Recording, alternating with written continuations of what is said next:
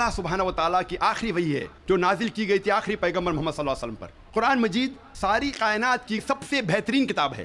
قرآن مجید ساری انسانیت کے لیے ایک پیغام ہے. قرآن مجید اللہ سبحانہ و تعالیٰ کی آخری کتاب ہے جو نازل ہوئی تھی محمد صلی اللہ علیہ وسلم پر. اگر کوئی کتاب کہتی ہے کہ وہ خدا کی طرف سے ہے تو اس کتاب پر فرض ہو جاتا ہے کہ وہ اپنے آپ کو ثابت کرے ہر دور میں اس کتاب کو ثابت کرنا ہوگا کہ وہ خدا کی طرف سے ہے. سینکڑوں سال پہلے وقت تھا، دور تھا معجزات کا، ایج آف میریکلز. الحمدللہ Quran Majid is a miracle of miracles. Quran Majid معجزوں کا معجزہ ہے. اس کے بعد آیا دور ادب کا، لٹریچر، پوئٹری. الحمدللہ مسلمان اور غیر مسلمان عربی داں یہ کہتے ہیں کہ عربی میں سب سے بہترین کتاب عربی ادب کے لحاظ سے وہ ہے قرآن مجید. اور اللہ سبحانہ و تعالیٰ چنوتی دیتے ہیں قرآن مجید میں. اللہ سبحانہ و تعالیٰ چیلنج کرتے ہیں سورہ بقرہ میں، سورہ نمبر 2 آیت نمبر 23 اور 24 میں اللہ سبحانہ کہتے ہیں وَإِن كُنتُمْ فِي رَيْبٍ مِّمَّا نَزَّلْنَا عَلَىٰ عَبْدِنَا. اور اگر آپ کو شک ہے کہ ہم نے یہ کتاب نازل کی ہمارے بندے پر، اگر آپ کو شک ہے فَأْتُوا بِسُورَةٍ مِّن مِّثْلِهِ، تو آپ ایک سورہ قرآن مجید جیسی پیش کیجئے. مِن مِّثْلِهِ، ہو بہو نہیں، قرآن مجید جیسی ایک سورہ آپ پیش کیجئے. وَادْعُوا شُهَدَاءَكُم مِّن دُونِ اللَّهِ إِن كُنتُمْ صَادِقِينَ، اور بلاؤ اپنے مددگار کو اور اپنے گواہ کو اللہ کے علاوہ اگر آپ سچے ہیں. فَإِن لَّمْ تَفْعَلُوا، اور اگر آپ نہیں پیش کر سکتے، وَلَن تَفْعَلُوا، اور آپ ہرگز پیش نہیں کر سکتے، فَاتَّقُوا النَّارَ الَّتِي وَقُودُهَا النَّاسُ وَالْحِجَارَةُ أُعِدَّتْ لِلْكَافِرِينَ. تو ڈرو اس آگ سے جس کا ایندھن انسان اور پتھر ہے، جو انکار کرنے والوں کے لیے تیار کیا ہے. اللہ سبحانہ و تعالیٰ ان 2 آیتوں میں چنوتی دیتے ہیں، انسانوں کو چیلنج کرتے ہیں. یہ اس وقت دور تھا عربی ادب کا. اس وقت عربوں کو ناز تھا اپنی عربی زبان پر، اور وہ سمجھتے تھے کہ ان سے بہتر دنیا میں کوئی نہیں ہے. اس وقت اللہ سبحانہ و تعالیٰ قرآن مجید نازل کرتے ہیں اور ساری انسانیت کو چنوتی دیتے ہیں، چیلنج کرتے ہیں کہ اگر آپ کو شک ہے کہ یہ کتاب خدا کی طرف سے نہیں ہے تو آپ قرآن مجید جیسی ہو بہو نہیں، ملتی جلتی، ہو بہو تو دور کی بات ہے، ایک سورہ پیش کرو. اور قرآن مجید کی سب سے چھوٹی صورت ہے 3 آیتوں کی، صرف 10 الفاظ. بہت لوگوں نے کوشش کی، ایک انسان نے بھی کامیابی نہیں پائی، اور تا قیامت کوئی بھی قرآن مجید جیسی قریباً ایک سورہ بھی پیش نہیں کر پائیں گا. لیکن آج کا دور ادبی دور نہیں ہے. It's not an age of literature and poetry.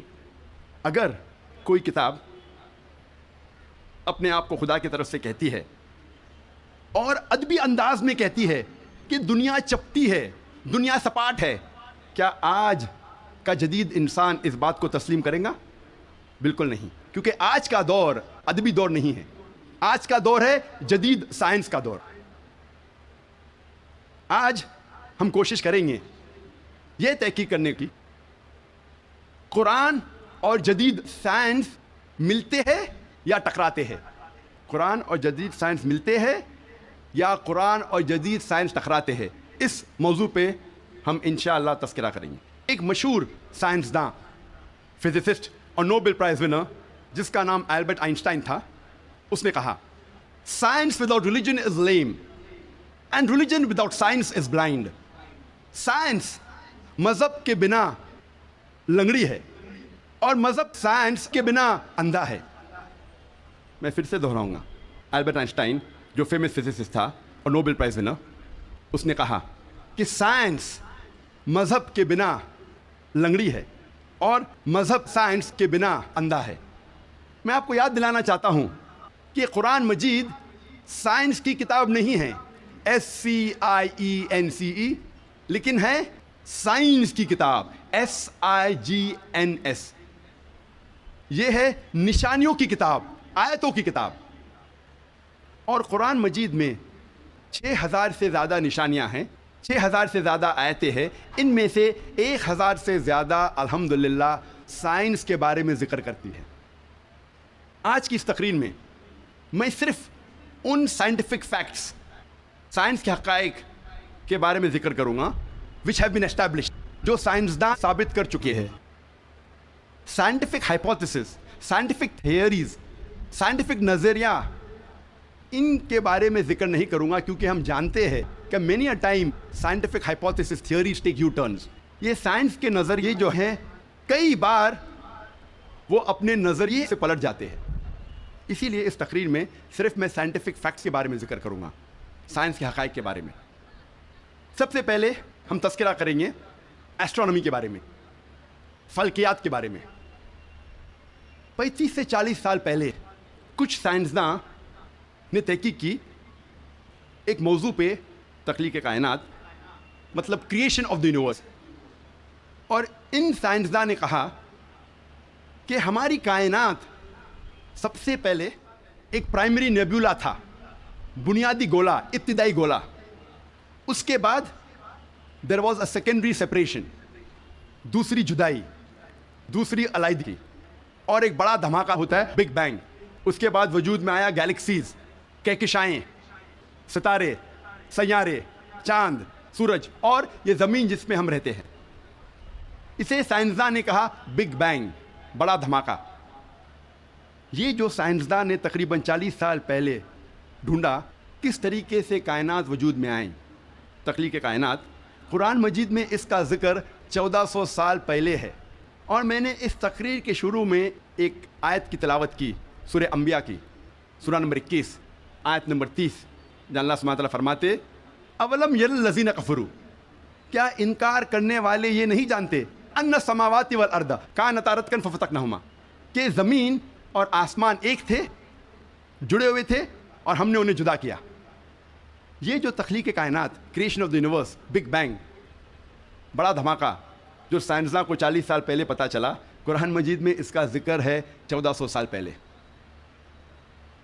قرآن مجید میں اللہ سبحانہ تعالیٰ فرماتے ہیں سورہ فصلت میں، سورہ نمبر 41 آیت نمبر 11 اور 12 میں، کہ اللہ سبحانہ و تعالیٰ نے آسمان کی طرف دیکھ کے کہا جب وہ دھواں تھا کہ آسمان اور زمین ایک ساتھ آ جاؤ، ولنگلی اور ان ولنگلی، اپنے مرضی سے یا اپنے مرضی کے بنا. اور ان نے کہا کہ ہم اپنے مرضی سے ایک ساتھ آ جاتے ہیں. قرآن مجید میں لکھا ہے کہ آسمان سب سے پہلے دھواں تھا، عربی لفظ ہے دخان. اور آج کے سائنسداں یہ کہتے ہیں کہ کائنات بننے کے پہلے یہ آسمان دھواں تھا، انگلش میں کہتے ہیں گیس. لیکن عربی میں دخان کے معنی ہے اسموک. کچھ مفسرین نے ترجمہ کیا مسٹ، دھند، جو میرے حساب سے صحیح ترجمہ نہیں، کیونکہ دھند ہوتا ہے ٹھنڈا اور دھواں ہوتا ہے گرم. دھماکے کے بعد ہم اکثر دیکھتے ہیں گرم دھواں، دھند نہیں دیکھتے. تو قرآن مجید میں لکھا ہے کہ آسمان تھا دھواں. اور آج سائنس یہ کہتی ہے کہ اسموک گیس سے اور بہترین لفظ ہے. جو قرآن مجید میں دخان لکھا ہے وہ گیس سے اور بہترین ہے، اور scientifically smoke is a better word than gas. آپ سوچ سکتے قرآن مجید میں اس کا ذکر ہے 1400 سال پہلے. انسان پہلے سمجھتے تھے کہ زمین سپاٹ ہے، چپٹی ہے. سب سے پہلی بار اگر کوئی انسان نے یہ ثابت کیا کہ دنیا بیضوی ہے، وہ ایسا Francis Drake sun 1577 1577 when he sailed around the earth، جب سمندر پہ سفر کیے دنیا کے گول، سر فرانسس ڈریک نے ثابت کیا کہ دنیا بیضوی ہے. قرآن مجید میں اس کا ذکر ہے 1400 سال پہلے. قرآن اللہ تعالیٰ فرماتے ہیں سورہ لقمان میں، سورہ نمبر 31 آیت نمبر 29 میں، الم تری ان اللہ یولج اللیل فی النہار ویولج النہار فی اللیل. اللہ سبحانہ و تعالیٰ نے رات کو دھیرے دھیرے آہستہ آہستہ دن میں تبدیل کیا، اور دن کو دھیرے دھیرے آہستہ آہستہ رات میں تبدیل کیا. یہ دن کا رات اور رات کا دن آہستہ آہستہ دھیرے دھیرے تبدیل ہونا یہ ثبوت دیتا ہے کہ دنیا بیضوی ہے. اگر دنیا چپٹی اور سپاٹ ہوتی تو دن فوراً رات میں تبدیل ہوتا اور رات فوراً دن میں تبدیل ہوتی. اللہ تعالیٰ فرماتے سورہ الزمر میں، سورہ نمبر 39 آیت نمبر 5 میں، کہ اللہ سبحانہ و تعالیٰ رات کو دن پہ لپیٹتا ہے اور دن کو رات پہ لپیٹتا ہے. قرآن میں عربی لفظ ہے کوارا، جس کے معنی لپیٹنا. جس طریقے سے ایک انسان پھیٹا سر پہ لپیٹتا ہے, a person coils the turban on the head, اسی طریقے سے اللہ تعالیٰ فرماتے ہیں کہ رات دن پہ لپیٹی جاتی ہے اور دن رات پہ لپیٹا جاتا ہے. یہ دن کا رات اور رات کا دن پہ لپیٹنا اسی وقت پاسبل ہے جب دنیا بیضوی ہے. اگر دنیا چپٹی اور سپاٹ ہوتی تو یہ ممکن نہ ہوتا. قرآن مجید میں اللہ تعالیٰ فرماتے ہیں سورہ نازیات میں, سورہ نمبر 79 چیپٹر 79 آیت نمبر 30 میں, وَالْأَرْضَ بَعْدَ ذَلِكَ دَحَاهَا, اور اس کے بعد اللہ سبحانہ و تعالیٰ نے زمین کو پھیلایا بچھونا جیسے.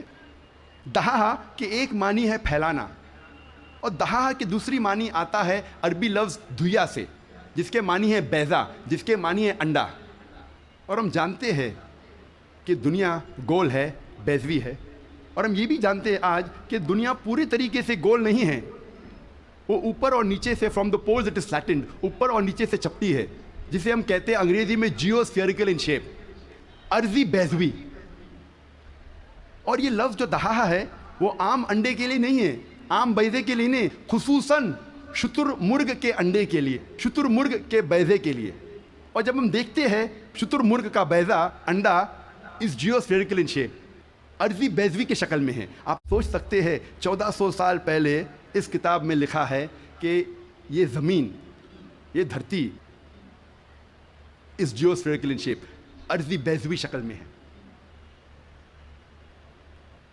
پہلے انسان یہ سوچتے تھے یہ چاندنی جو ہے, چاند کی روشنی, یہ اس کی خود کی روشنی ہے.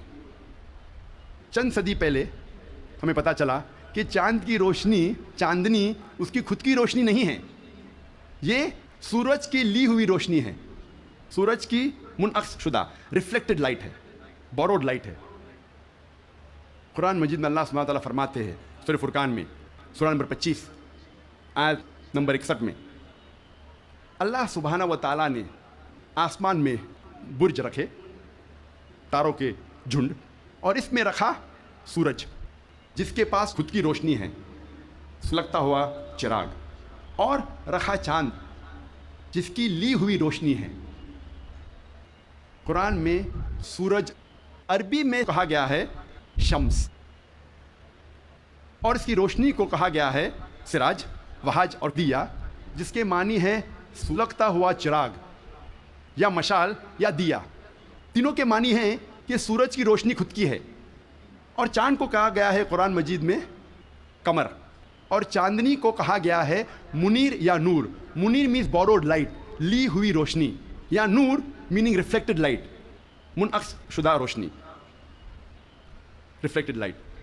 آپ سوچ سکتے قرآن مجید 1400 سال پہلے کہتا ہے کہ یہ چاندنی خود کی روشنی نہیں ہے, چاند کی لی ہوئی روشنی ہے. اور اس کا ذکر سورہ فرقان سورہ نمبر 25 آیت نمبر 61 کے علاوہ سورہ یونس میں سورہ نمبر 10 آیت نمبر 5 میں, اور سورہ نوح میں سورہ نمبر 71 آیت نمبر 15 اور 16 میں.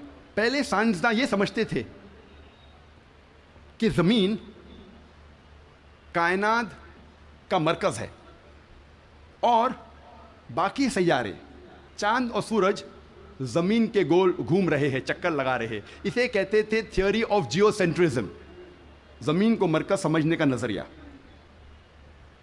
اور یہ لوگ 2 صدی سے, ٹولمی کے وقت سے مانتے تھے, 16ویں صدی تک, جب تک کوپرنیکس نے کہا کہ زمین کے گول چاند اور سیارے نہیں چکر لگا رہے ہیں, لیکن سورج کے گول زمین, چاند اور باقی سیارے چکر لگا رہے ہیں, گھوم رہے ہیں.